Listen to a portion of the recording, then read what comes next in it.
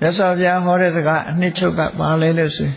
သူတစ်ပါးရဲ့စိတ်နေသဘောထားတွေကိုမသိချင်နေပါစေတဲ့ကိုယ့်ရဲ့စိတ်နေသဘောထားတွေသိအောင်လုပ်ပါသူများစိတ်ကိုမသိတာဘာမှအရေးမကြီးဘူးကိုယ့်စိတ်ကိုသိအောင်လုပ်ပါအဲ့တော့သိအောင်လုပ်ဆိုတာဘာလဲမဟာတတိပဌာနာသုတ်မှာတတိပဌာန်တရား၄မျိုးဟောတဲ့ထဲမှာစိတ်တာနုပဒနာတတိပဌာန်ဆိုတာ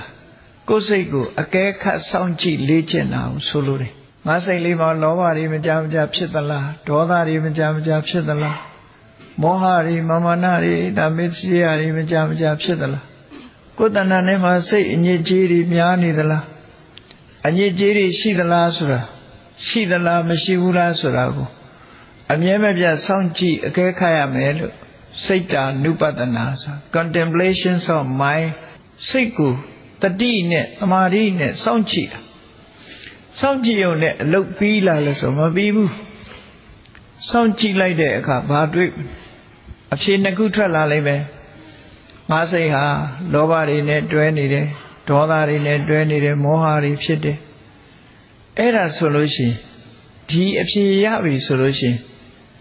ဒါတွေဖယ်ဖို့ကြိုးစားလိုက်တယ်အကယ်၍ငါစိတ်လေးဟာကောင်းတဲ့သဘာဝတရားတွေနဲ့သာရှိပြီးလောဘလည်းမဖြစ်ဘူးဒေါသလည်းမဖြစ်ဘူးမောဟလည်းမဖြစ်ဘူးကုသိုလ်တရားတွေပဲအဖြစ်များတယ်လို့အဖြစ်ထုတ်လို့ရှိရင်ဒီအခြေအနေတစ်ခုမပြတ်ပြားစေပဲရှေ့ဆက်ပြီးတော့တရားထုတ်လို့ဒီလိုဆိုလို့တယ်